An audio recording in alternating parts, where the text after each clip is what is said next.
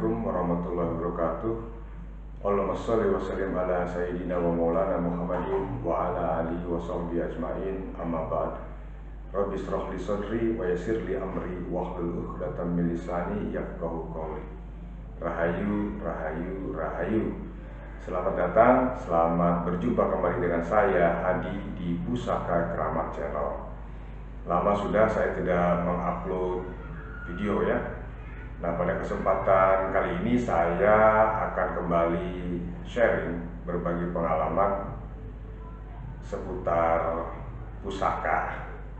Ya, ini saya dapatkan dari rekan-rekan yang datang menemui saya langsung maupun yang bicara lewat telepon. Nah, tentang apa itu temanya? Nah, temanya adalah mengapa punya banyak keris atau pusaka tapi tuahnya tidak ada satupun yang menyatu dengan diri kita.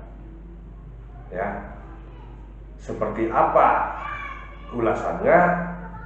Ikuti terus, jangan di-skip. Go.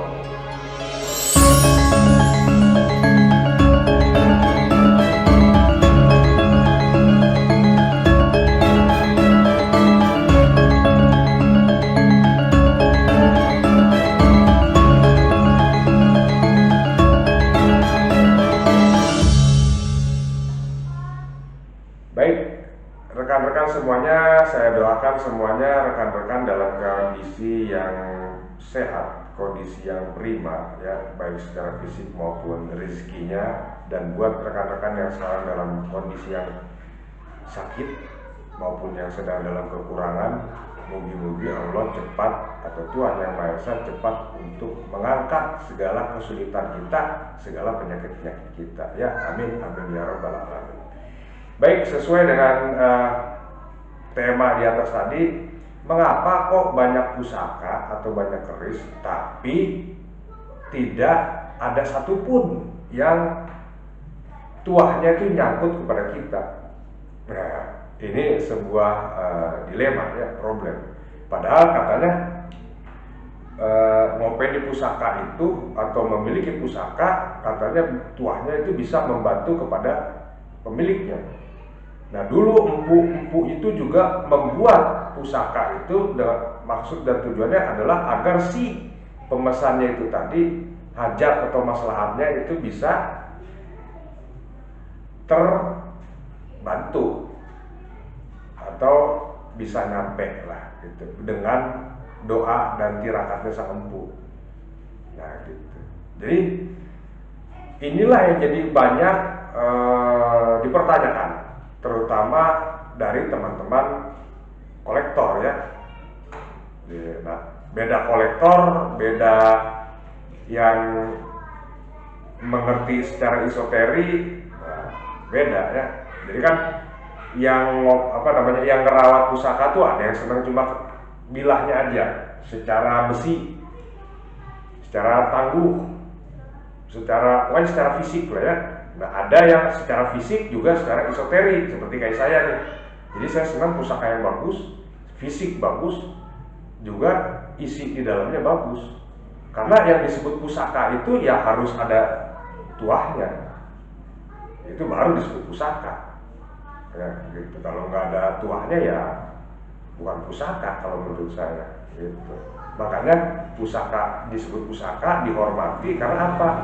Bermanfaat kepada pemiliknya. Makanya itu ini biar bisa biar bisa turun ke anak cucu, biar anak cucunya juga bisa seperti saya, ada manfaatnya, bisa terbantu secara ekonomi kehidupannya. Nah, ini diturunin tuh pusakanya, itu maksudnya.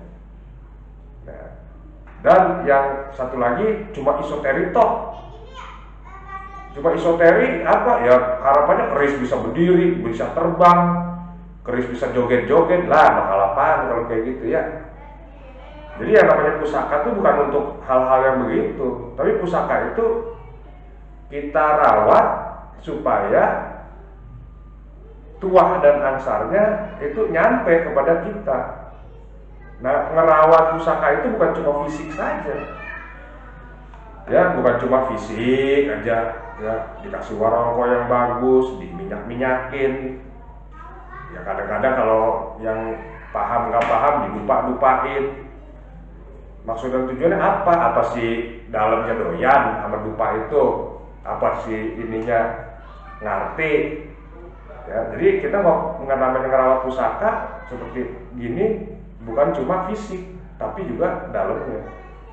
Makanya zaman dulu ya rekan-rekan, orang yang memiliki pusaka itu bukan orang sembarangan. Sama seperti nggak ubahnya kalau kita sekarang tuh orang punya mobil. Ya, kalau orang yang ekonominya lebih, mungkin mobilnya lebih dari 1, 2, 3, ya gitu. Nah untuk perawatan atau maintenance-nya itu kan mobil juga nggak murah, apalagi mobilnya masuk dalam kalangan premium, kelas-kelas mobil Eropa lebih mahal, sekalipun ada KW-KW-nya. Nah ngerawat pusaka juga sama. Ketika dulu membuatnya menghabiskan dana yang banyak. Ketika merawatnya, sang empu memberitahu, nih, rawat dia dengan cara, misalnya minyaknya kasih minyak cendana, minyaknya kasih minyak keraton yang diracik sama orang keraton, minyaknya dikasih minyak gaharu yang harus diambil dari luar pulau. Nanti dupanya itu harus beli dari luar pulau zaman dulu. Nah ini kan nggak mungkin kalau rakyat-rakyat biasa, mohon maaf ya, gitu. Rakyat-rakyat biasa daripada beli begituan, mendingan bakal beli makan, beli beras, beli menyan, harganya mahal, mendingan beli beras, dapat banyak. Udah gitu bakal cuma dibakar doang lagi, buat apa? Nah jadi begitu rekan-rekannya kurang lebihnya. Jadi saya menganalogikannya, kalau kita punya kendaraan juga kan mesti ganti oli, mesti tune up, ganti busi. Ya, belum lagi kalau misalnya kelistrikannya problem. Nah begitu, pusaka kurang lebih kalau yang benar ngerawatnya gitu. Nah sekarang bagaimana pusaka itu bisa berfungsi kepada kita? Nah, ya di sini kita akan mengulas. Jadi kenapa kok banyak pusaka tapi nggak berfungsi kepada si pemilik? Kenapa tuahnya nggak keluar, nggak nyampe acan? Padahal pusaka tersebut katanya untuk kerejekian, pamornya katakanlah pendaringan kebak, wos putah, toyo mambe, apalagi yang canggih-canggih pamor. Tapi udah emas, bonang renteng, melati rinonce, tapi nggak ada yang nyampe. Artinya hidupnya begitu-begitu aja, tidak ada perubahan yang signifikan dalam keekonomiannya. Nah ini kenapa? Padahal pusakanya kerejekian semua, tapi nggak nyampe. Nah ya salah satunya adalah kita itu belum menyatu. Nah sekali lagi rekan-rekan, di video saya yang dulu itu kan udah ada tuh, saya pernah ngulas ya. Kita, si pemilik ini belum menyatu dengan energi pusakanya. Itu yang jadi problem. Nah kalau kita memahari pusaka, ya, terus cuma ditaruh aja begini. Ya, ada juga orang bilang tuh, udah taruh aja pusaka mah, ngapain pakai gitu-gitu segala, nggak usah. Nanti juga dia ini sendiri, namanya benda mati. Nah biasanya kalau kolektor begitu, cuma katanya juga benda mati. Itu mah benda seni, benda budaya yang bisa diperjualbelikan. Mereka nggak percaya kalau ini ada tuahnya, ada roh di dalamnya, nggak percaya. Nah kadang-kadang mereka itu nanya kepada saya, ini orang-orang ini, Pak Haji ini di dalamnya apa sih? Khodamnya bakal apaan lu nanya begituan? Orang lu kagak percaya, gua kasih tahu juga gak berfungsi sama lu. Ya, itu. Jadi kadang-kadang suka buang-buang waktu saya aja yang begitu modelannya. Tuh rekan-rekan ya. Jadi kenapa nggak berfungsi? Karena nggak menyatu dia sama pusakanya. Pusaka cuma sekedar punya value, punya nilai kalau dijual lagi mahal, kalau dibawa ke kontes-kontes nih atau ketemu dengan para pekeris bagus, dipuji-puji lah. Bakal apaan begitu? Yang namanya pusaka itu ya bermanfaat untuk kita ya. Itu satu.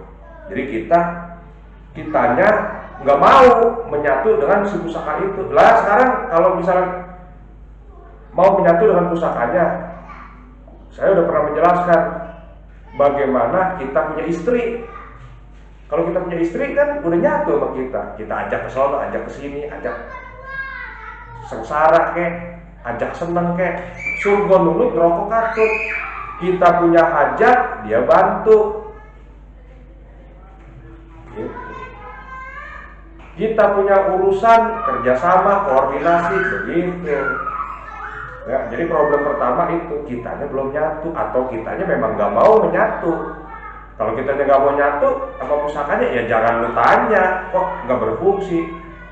Cara penyatuannya bagaimana? Saya udah jelaskan di video yang lalu ya.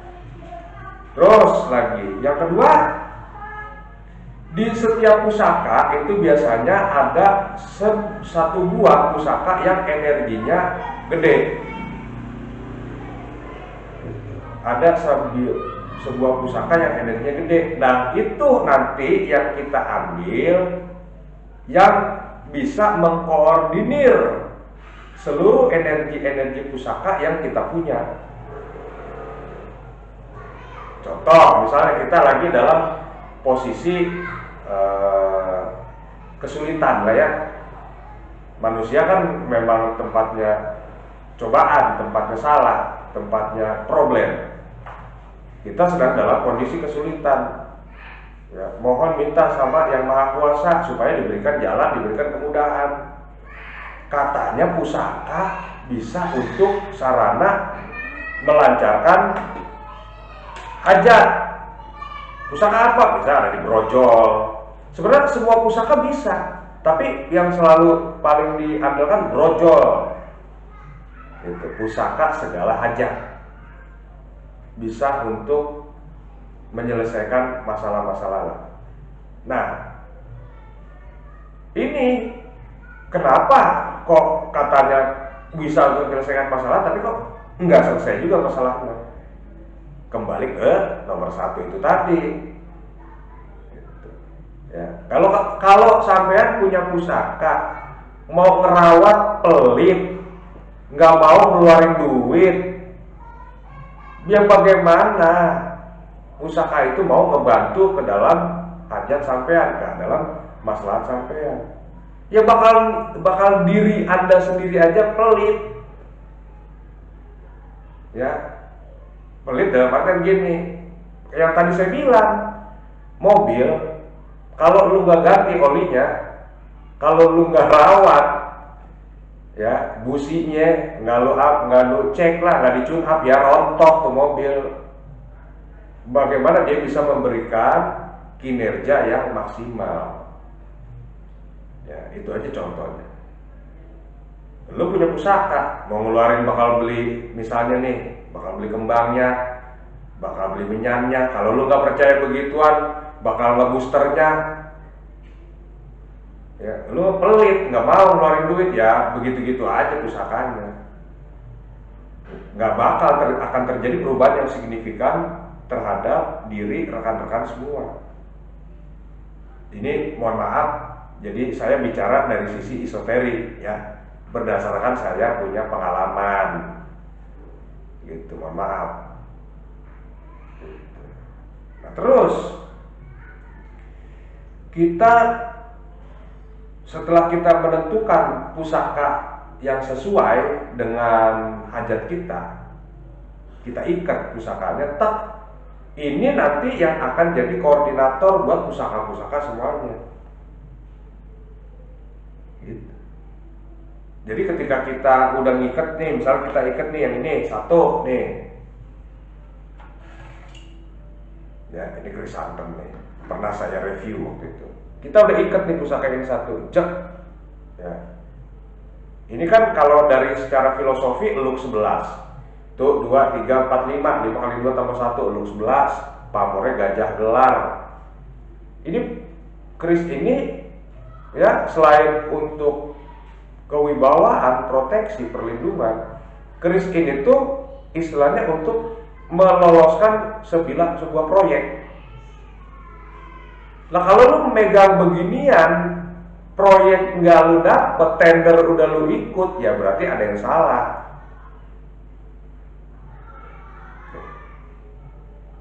Tagihan seret, ya, tagihan nih, kita kan namanya orang bergerak jasa, kerjaan udah selesai, tentu termin terakhir kita nagih dong.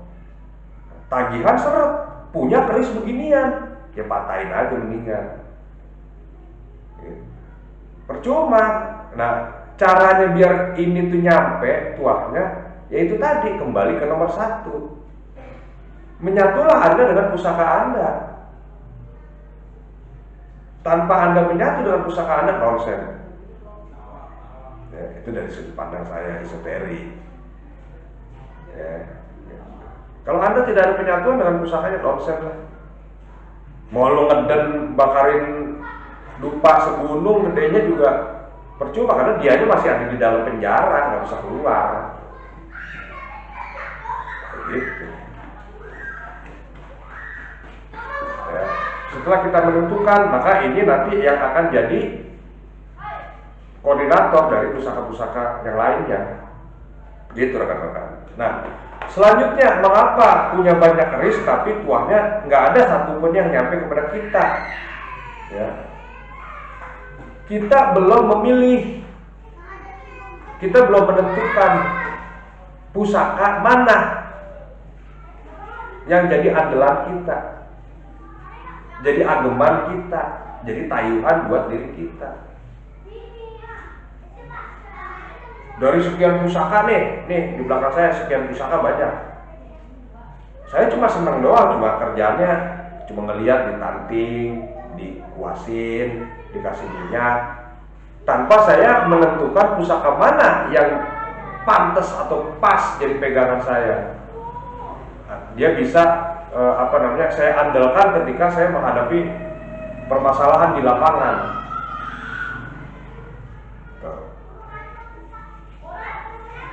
Tentukan mana energi yang kira-kira pantas untuk kita pegang dari sekian banyak pusaka.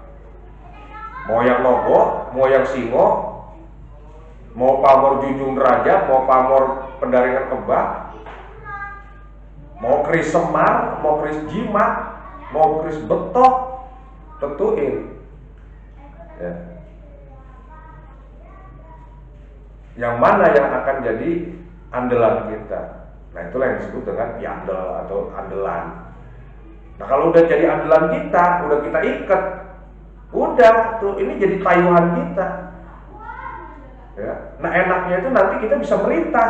Nah nantilah di video selanjutnya saya akan kasih tahu tuh bagaimana cara kita memerintahkan kepada si pusakanya ini. Nah ini nanti saya buat jilid keduanya. Ya. Gitu. Jadi kita tentuin, pilih pusakanya yang cocok dengan karakter atau aura kita. Itu nanti kita satuin energinya. Enak kalau kita udah satuin, makanya saya bilang orang kalau ngerti pusaka ini habis dibeli semua. Habis. Saya saksi hidup, saya bukti hidup. Jadi ada pusaka tertentu yang memang pas dengan energi saya, itu saya bayarin semua. Begitu juga rekan-rekan. Jadi harapan saya gini, kita berpusaka itu kalau menurut saya supaya taraf hidup kita meningkat atau paling tidak ada terjadi perubahan sesuatu yang signifikan dalam diri kita, dalam kehidupan kita, dalam maslahat kita. Ya. Rawatlah pusaka tersebut bukan secara fisik, tapi juga secara goibnya. Kenapa? Kok zaman dulu tetua atau orang-orang sepuh, ya itu mereka kok begitu sekali menghormati pusaka tersebut, sampai ada yang ditaruh di atas, dikasih belawong, ditaruh di dalam lemari, ada yang ditindikin emas, ada yang dikinatahin emas. Kenapa bisa sampai begitu? Karena ketika pusaka itu diciptakan ya oleh sang empu, diserahkan kepada si pemiliknya, itu benar-benar bermanfaat pusaka itu. Yang terjadi sekarang kan bukan begitu, pusaka malah dijual-jualin.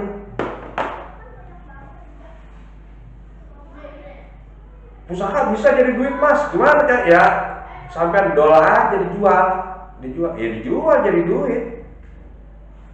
Kalau mohon maaf ya, kalau bakulan mah kagak peduli hal-hal yang begitu. Yang penting mah dapat untung gitu aja. Batik sedikit untung sedikit-dikit ya, asal ada untung lepas. Jadi kalau kita ngobrolnya sama bakulers, ini bagus nggak, energi bagus nih, keren, bagus segala macam. Yang penting mah barangnya laku. Mau perkara itu mau sepuh nggak sepuh bodo amat. Tapi ada juga bakulan-bakulan yang bertanggung jawab. Banyak, bukan cuma bakulan yang brengsek, bakulan yang bertanggung jawab juga banyak. Ya. Yang dia kasih advice, Pak sebaiknya nih Bapak begini, pusakanya begini. Mereka juga menawarkan pusaka-pusaka yang berkelas, yang pantas buat kita. Gitu. Karena kalau saya sebagai orang Jawa, saya sebagai orang Melayu, gitu, saya tidak akan pernah lepas dari namanya pusaka. Karena satu-satunya identitas saya sebagai orang Jawa, sebagai orang Melayu, nih, ya, senjata yang memiliki ruh, ya, senjata yang memiliki ruh, ya cuma ini, keris. Lainnya tidak. Begitu ya rekan-rekan. Ya saya rasa itu aja sampaian saya. Mohon maaf kalau kalimat-kalimat saya itu kurang berkenan ya gitu. Karena saya sebenarnya prihatin gitu. Banyak datang pertanyaan, misalnya nanya, Pak Haji, pusaka saya dalamnya apa? Fungsinya untuk apa? Lah, lu aja kagak percaya main goib, bakal apaan? Tapi saya beritahu kepada mereka. Karena sesuai dengan janji saya, kalau ada pertanyaan mengenai yang gitu, tanya aja, telepon aja langsung. Telepon ke saya tuh jangan WA, takutnya dijawabnya lama.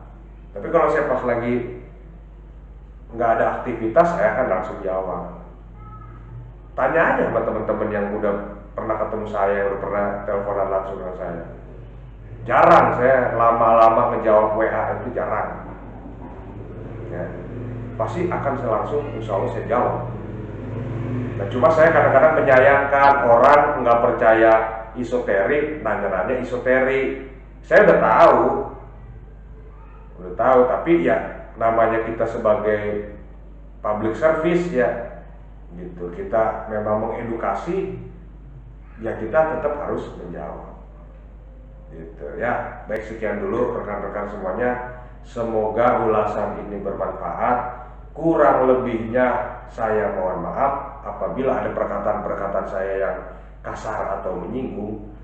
Ya, sekali lagi saya mohon dibukakan pintu maaf yang seluas-luasnya. Gitu ya. Semoga bermanfaat. Kalau bermanfaat tolong dipencet tombol like-nya.